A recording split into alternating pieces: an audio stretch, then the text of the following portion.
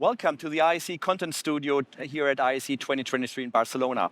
Our topic today is Fascination Holograms, Holographic Stages and Teleportation. And we have a very special guest. We have Carlis Gina, co-founder and CEO of Newton Lab Spaces. Welcome. Thank you. We have seen a lot of teleportation in science fiction, and we're here almost on a star, so something fits quite well. But the technology you are developing and you are presenting here at IEC is something different. It's not a real hologram, right? No, it's, as you know, a hologram, it's like an optical illusion. What we do is to create 3D contents in a very real way with giving some shadows, some depth, and to create this realism in the images that we can project in our device. And the technology really is a transparent LCD, right? That's a base technology you're using. Exactly. These are transparent LCDs and with a special lining and some depth. And we have seen similar things on the market already, but you have something very special this year at IEC because it's not only one, but it's 4, right? Yes. I think it's the first, let's say, big format holographic device.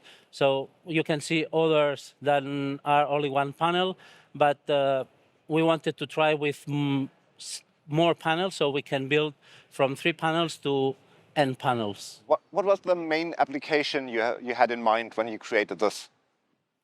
When we created the company 3 years ago, we were focused on storefronts for the shops.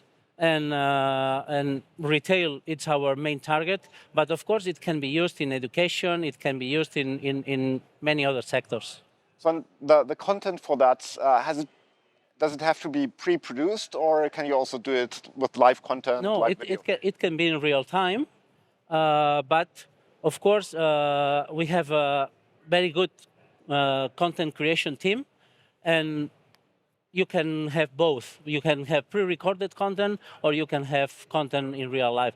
So we thought that for the retailers, it would be interesting also maybe to make some catwalks in real time. So is that expensive technology, or is that rather affordable? We think that it's affordable because at the end, you save a lot of money. You have, in retail, you have 4 seasons. You have to change the mannequins. You have designers. You need a lot of work to do those storefronts.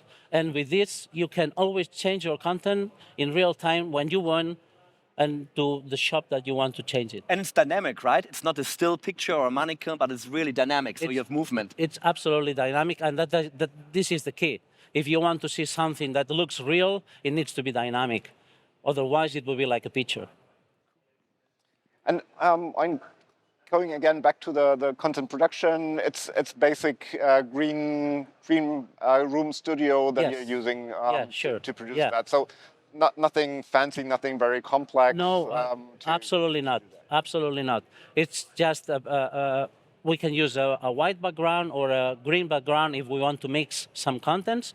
But we are using at this moment a 12K camera because we are working with the highest possible resolution.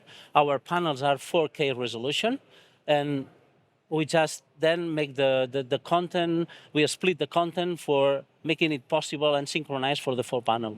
Carlis, here at IEC, we also see a lot of transparent OLED. Is that maybe technology you can also use in the future? Who knows? We never try it again still, but we would like to try to see if we can make other things. And we are also thinking about how can we improve with the backgrounds, because we thought that if we can give more life to the backgrounds, it could be even more interesting. So what are the main challenges when you create something like this? What makes it so difficult? Why does not everyone have something like this?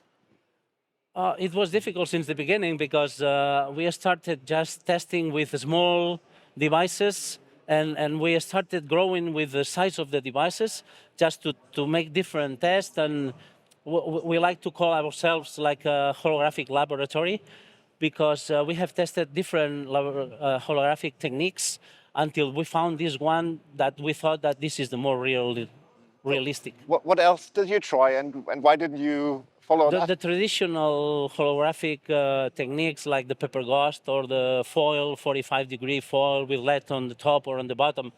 So we have, but for a real storefront, it was an affordable and the space that you need to make something like this, you cannot. And let's be honest, projection doesn't work in shop windows, right? It needs to be a screen. Yes. Good. So, but you use 75-inch, or how large are your screens? 86. 86-inch screens, so they're almost life size, right? That makes it so different. Yeah, exactly. We could use a bigger one because this transparent we found until up to 98 inches, but we think that 2 meters tall, it's more than enough. It's a human size. It's a real size. And that's why we built this one 4 meters wide, because we wanted to put a real car size. Do you see a potential also for smaller units? I've seen some smaller ones. Yeah. So to place them on a shelf or so? Not only for retail, we think that we can put a small unit in every home. It's like a device that can be used to interconnect with your families, with relatives that are in a distant place, and you can always beam somebody into these devices in real time. So it's almost a gateway to the metaverse, huh? Yeah. That's a good story. You can create your own avatar also. That's good. That's good. That's good. So I know you have a really great technology, but we have seen also similar things on the market. So investors really like that, right? That's something which is really popular right now. It's becoming popular. I think that after the COVID, if you can avoid traveling, if you are able to attend to a meeting in the other side of the world without traveling, it's a new, for me, it's a game changer. And it's also sustainable, right? I mean, if you don't travel, it's much more. Exactly. Yeah, fantastic, fantastic. So I really like it, and it's really like teleportation. In the case you said, talking to somebody, when you have the impression that this is a 3D representation of that person, is a real difference. And I guess people just have to experience it for themselves, how different that is from a regular screen, like in a Zoom call or in a Teams call. Yeah, definitely. One thing that it's very funny for people that it's coming to our stand, to our booth, is that we have the meet and greet solution where we can mix some characters with the real person. So you can be beamed in real time into the device, and you can be